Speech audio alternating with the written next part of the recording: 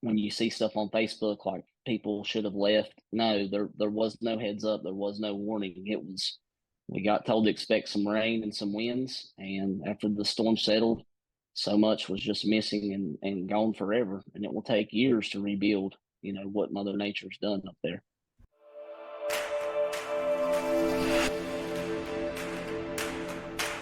The facts, dates, and events presented in this video are from the member's best recollection and may not be fully accurate. This video is intended for entertainment purposes only. Always consult with your local union about your rights and duties at your workplace. The opinions shared on this video are our own and do not necessarily represent my employer's positions, strategies, or opinions. All views shared are protected under the National Labor Relations Act.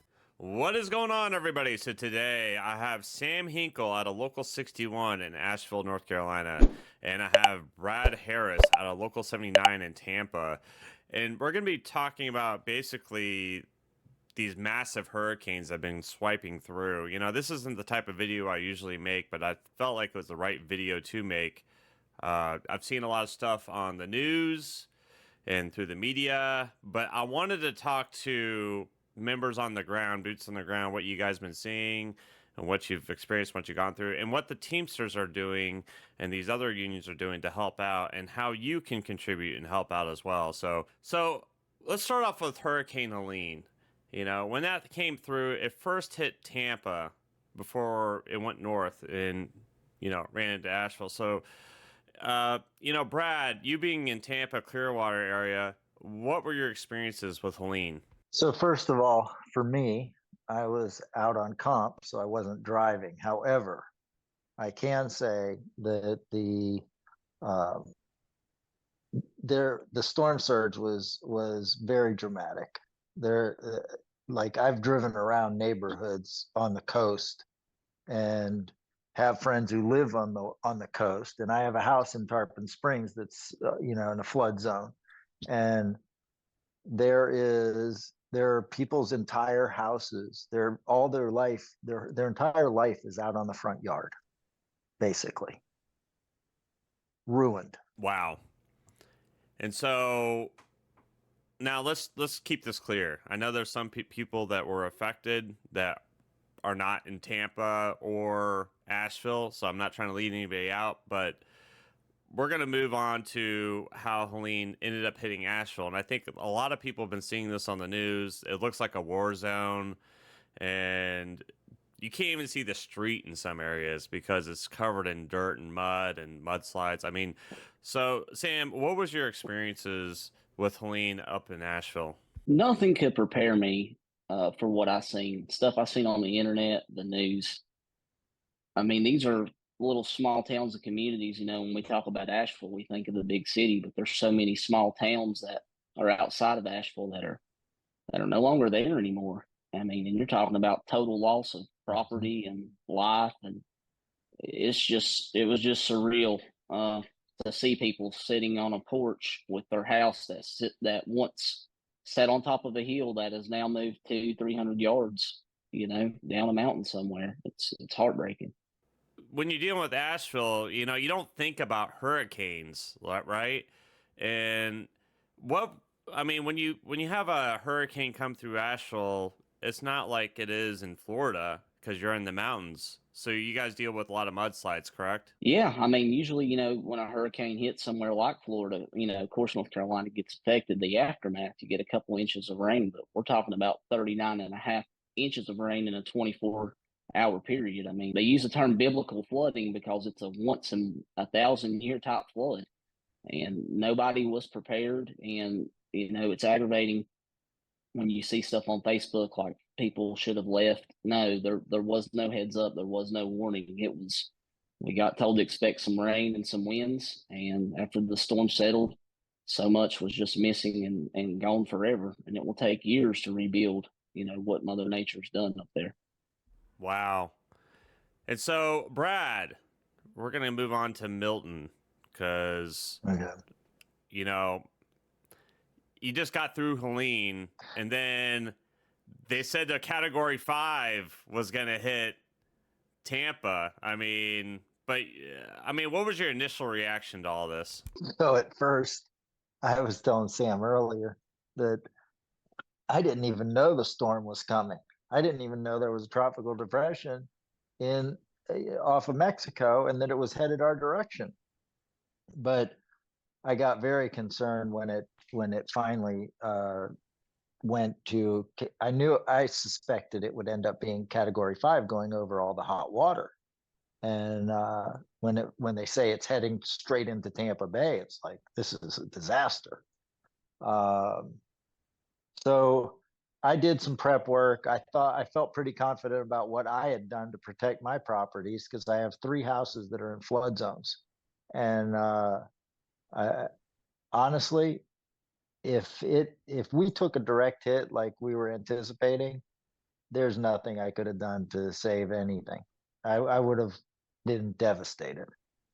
And there are people who are devastated, and especially we were fortunate because the storm did take a turn at the last minute, probably about the last 5 or 6 hours. It took a turn to the south and moved towards Bradenton. And the people down in Bradenton, Sarasota, Venice, they took a storm surge that they probably haven't seen in a long time, many, many years, if not 100 years. I don't know the exact statistics, but I know it was pretty bad. And so, what's kind of interesting about this is that we're talking about, Asheville getting hit, and nobody even saw that coming, right?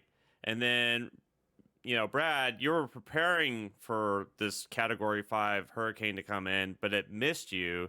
I mean, Brad, you lived in Tampa. You guys get these warnings all the time. I mean, how much can they predict hurricanes?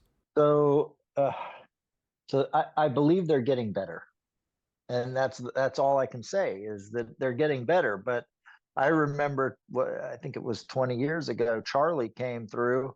Charlie, they were predicting, would go right up into Tampa Bay, and Charlie took a hard right and went across through Orlando, from like Port Charlotte. I think it was Port Charlotte. It went north through Orlando, and Charlie was a Category 5 when it hit, I think. But yeah, it's hard. Like, you never know. Look at Katrina. I think Katrina was estimated to be Category 1 when they were talking about it hitting New Orleans, and then it ended up a Category 3, but it had been a Category 5 even. It might have been a Category 4 when it hit. I don't know, but it's I do think they're getting better, but ultimately it's the last 6, 8, 10 hours that make that's where they can hone in, and you pretty much know where it's going. Sam, delivering and doing all the work up there. What's been it like delivering up in North Carolina after the hurricane hit? David, you really don't grasp it until you give somebody a bag of ice that's been out of power for a week, and they act like you just gave them $1 million. I mean, the gratitude from the people. We didn't know what to expect. Of course, there's always negative publicity that seems to get the limelight. Things people were talking about looting and stealing and that sort of thing. But from what I've witnessed in my multiple trips up there, it's been people from every imaginable walk of life you can imagine to come together and help these people. And it makes me very proud to see my fellow Teamsters come together and give those in need, even people affected up there in Asheville, going out into the communities and helping those people that are in worse shape than them. Wow, that's awesome to hear. And Brad, what's been your experience delivering ever since the hurricane hit? So I returned to work after my injury on the day after the hurricane, after Milton, and people, generally speaking, people are concerned for our well-being as drivers. In fact, most people are shocked to see us out there. I thought, this is me personally, I thought it was a little ridiculous that we were out there on the Friday after the storm. It seemed completely unsafe to me. And one of the problems that I struggle with was that people don't understand that if there's no power to the traffic lights, it's a 4-way stop. That was the most dangerous part of the job the first couple days, was that there were no traffic lights and people were blowing through them. And I don't know how many accidents there were. I know that a friend of mine called me and said there was a fatal accident on one road that in the north, but it had to have been all over the place. I couldn't even believe it. All right, so Sam, we were just talking about the Teamster Relief Fund and how we're having all these members, these union members coming together and helping people out. And I know you've been a part of that, trying to help out the community and help out fellow union members, brothers and sisters. I mean, what's been your experience with all that? It's amazing to see not only what other Teamsters are doing. When I first posted everything online trying to get word out, there was so many retired Teamsters from halfway across the country wanting to know how they could help, and even having a lawyer reach out from the longshoreman union and everything that they're going through to, with them being on strike, to say, hey, I see a great need here. How can I help? It really breaks down what a union's all about. Of course, there's the grievances and there's the representation, but at the end of the day, it is a brotherhood and a sisterhood. And it's sad that it takes this kind of devastation to get people to that point, to see that that is what it's about. It's about being there for one another. If you are willing to donate, please donate to the Teamster Disaster Relief Fund. I'll leave a link down below. And they need your support. They need to get this stuff out to the members.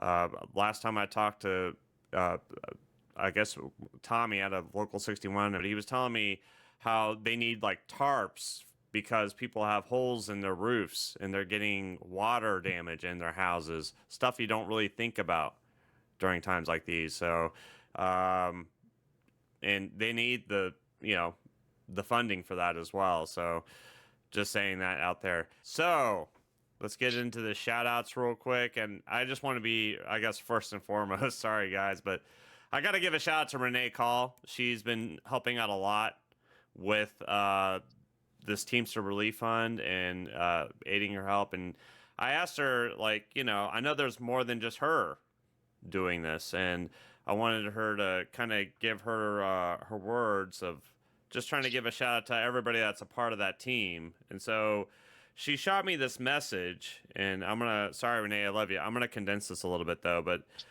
basically, she wants to give a shout out to everybody watching this podcast right now and every Teamster tuning in and helping out whatever which way they can, sending donations, collecting needed items, and telling a friend and taking time to pray for us and the people affected by this disaster. This is what we do. Teamsters helping Teamsters, all of our union brothers and sisters. There are so many to thank, but just a few.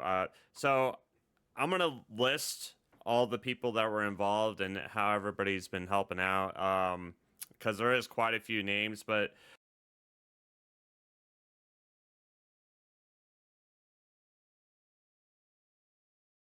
just it's awesome to see everybody that's lent a hand and helped out and all this. And hey, give you a shout out, Renee. Appreciate everything you do. Sam, shout outs. Do you have any shout outs tonight? I want to give a shout out to all the rank and file members, of everyone who contributed and taking supplies up there, everybody who gave. Of course, the local, my business agent and principal officer and president that helped deliver supplies.